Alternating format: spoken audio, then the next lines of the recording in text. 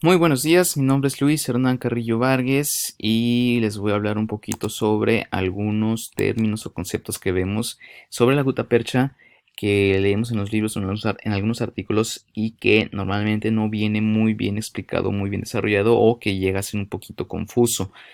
Eh, Prácticamente lo primero que debemos de saber es que la gutapercha es un polímero. Un polímero significa que es una sustancia orgánica que tiene cadenas de carbono, generalmente la mayoría de las cadenas son de carbono, y en el caso de la gutapercha es el isómero trans del isopreno. Ahorita vamos a hablar un poco de eso.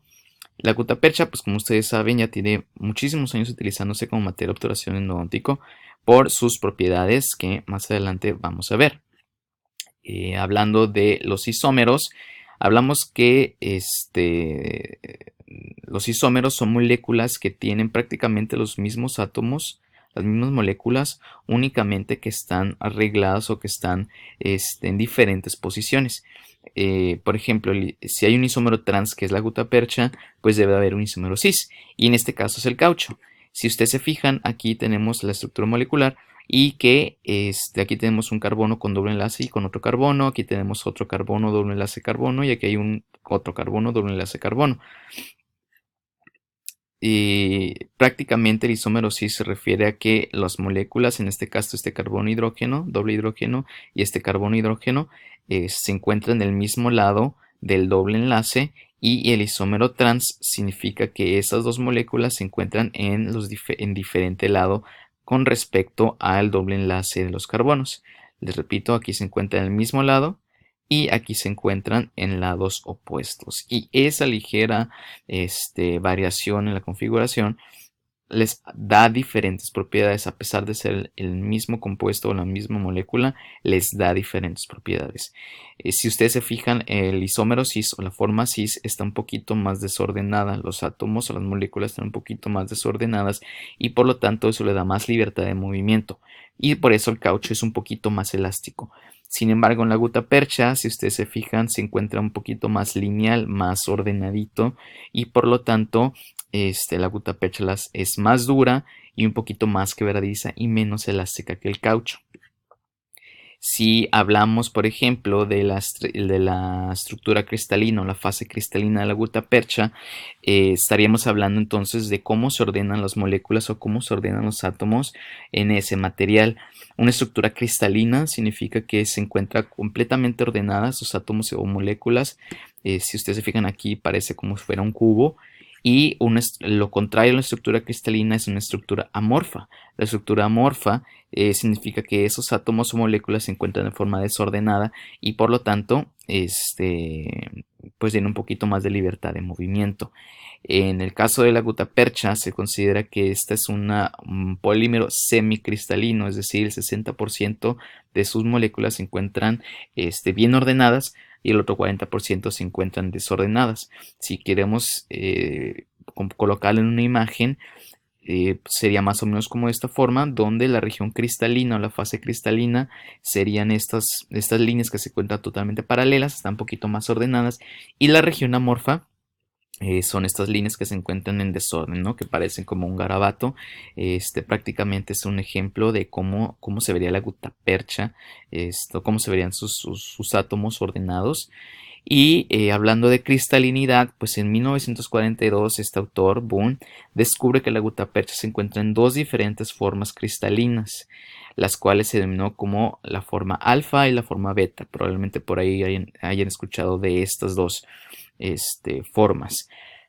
Prácticamente la diferencia entre una y otra es únicamente la distancia que hay entre sus moléculas. Por ejemplo, la gutapercha alfa hay una distancia de 8.8 angstroms entre cada molécula, entre cada repetición de molécula, y la gutapercha beta tiene una distancia de 4.7 angstroms, una distancia menor. Cuando nosotros vamos al depósito dental y compramos una gutapercha, unos conos de gutapercha, esa gutapercha se encuentra en la forma cristalina beta, porque la beta es un poquito más fácil de manejar. Y cuando la gutapercha se obtiene de los árboles, porque se obtiene de unas plantas, de unos árboles, se encuentra en la forma cristalina alfa. Si pues, nosotros podemos pensar En realidad, la gutapercha como tal, los conos de gutapercha como tal, ustedes lo han visto, son rígidas a temperatura ambiente, pero si no aumentamos la temperatura, se vuelven más plásticas, se vuelven más fluidas. Y si aumentamos todavía más la temperatura a 100 grados centígrados, se ocurre una deformación o una degradación del compuesto y por lo tanto ya no se puede regresar a su estructura original.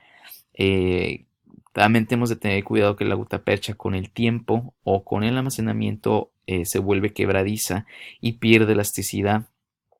Entonces es importante que cuando nosotros compremos un paquete de gutapercha, una caja de conos de gutapercha, lo tengamos en un lugar a temperatura ambiente y que si vamos en el carro, pues no dejarlas en el carro por mucho tiempo cuando aumente la temperatura, porque si no, pues ya no van a servir y hicieron el gasto innecesario.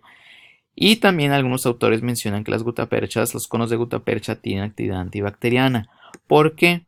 Porque en realidad la gutapercha dentro de su composición, aquí tengo una media de las composiciones que va a variar dependiendo la casa comercial.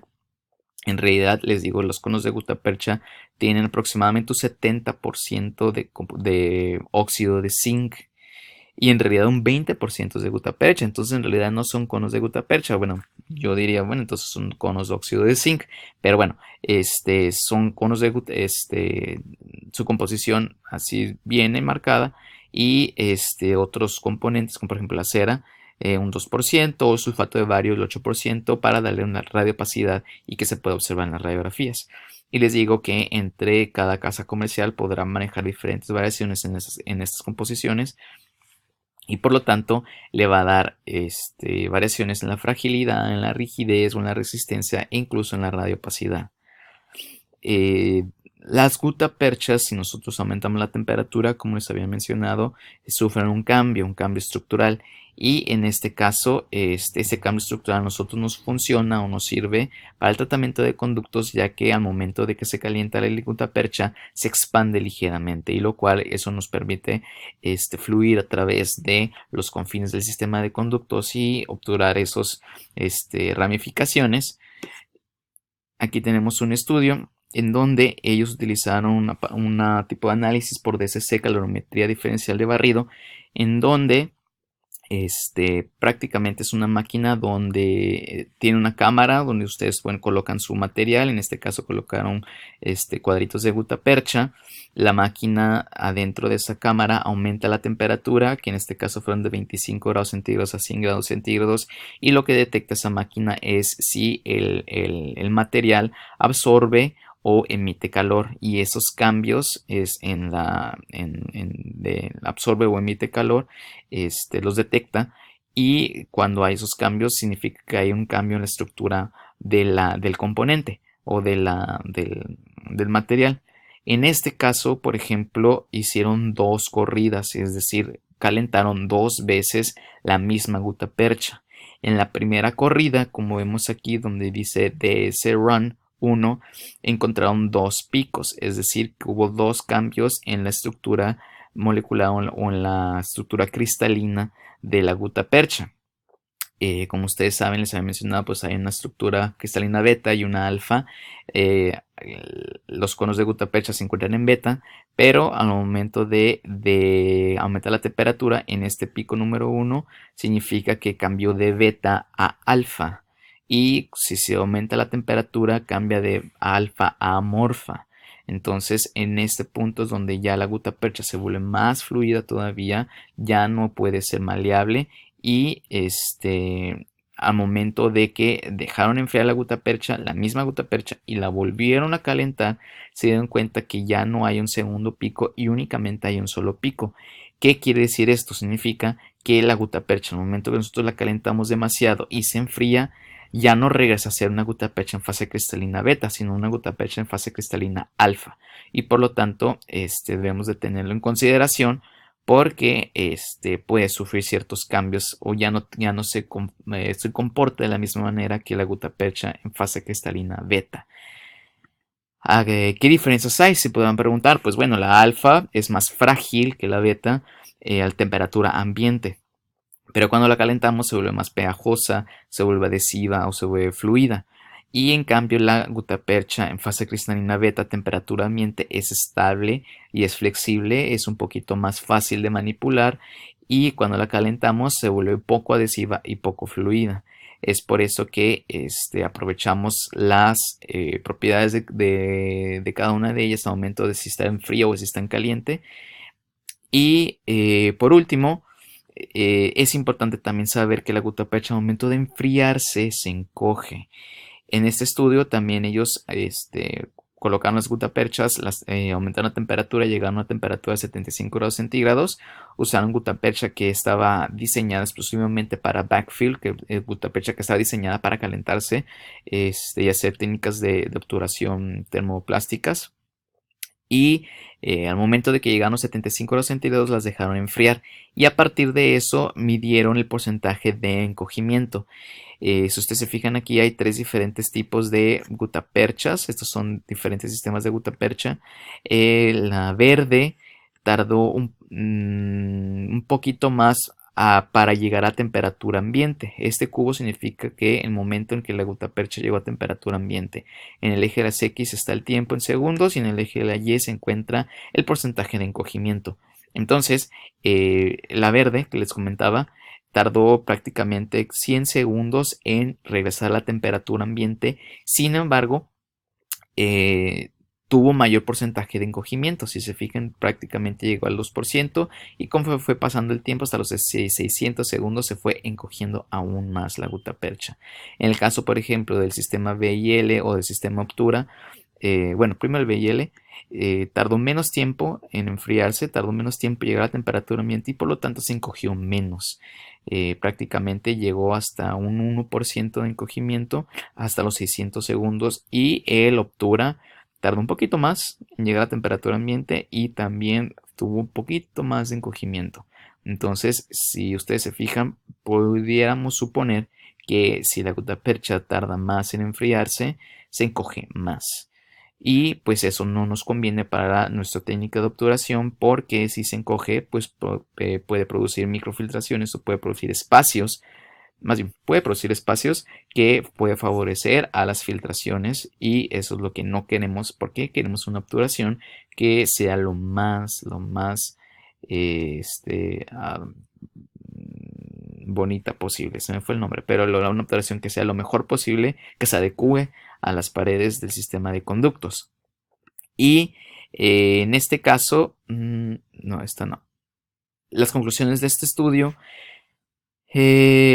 mencionan que puede que el incremento por tercios de la obturación por backfill, como lo propone Schilder, ofrezca algunas ventajas. Por ejemplo, si nosotros hay algunas personas que prefieren obturar al momento de hacer el downpack y después el backfill prefieren obturar de una sola intención. La desventaja de esto es que si es más gutapercha, si es más material, se puede encoger más y por lo tanto no se va a adecuar bien a las paredes del conducto y va a dejar espacios. Entonces, si lo manejamos por tercios, esos autores mencionan que es posible que el encogimiento sea menor. Y pues aquí mencionando el encogimiento de la gutapercha al enfriarse podría compensarse con la compactación del material. Vamos a ver más adelante en la técnica de onda continua, pero al momento que hacemos el downpack debemos dejar el atacador, debemos de dejarlo dentro del conducto hasta que se enfríe precisamente para evitar este encogimiento y para compactarlo lo mejor que se pueda la gutapercha. Y además no debemos de tener, además debemos de tener en cuenta que los cementos selladores también cumplen aquí una función importante y es precisamente compensar el encogimiento de la gutapercha al enfriarse. Entonces es importante utilizar cemento sellador, sí. Y pues es todo lo que querías mencionarles. Espero que haya quedado claro todo lo que les mencioné aquí. Hasta luego.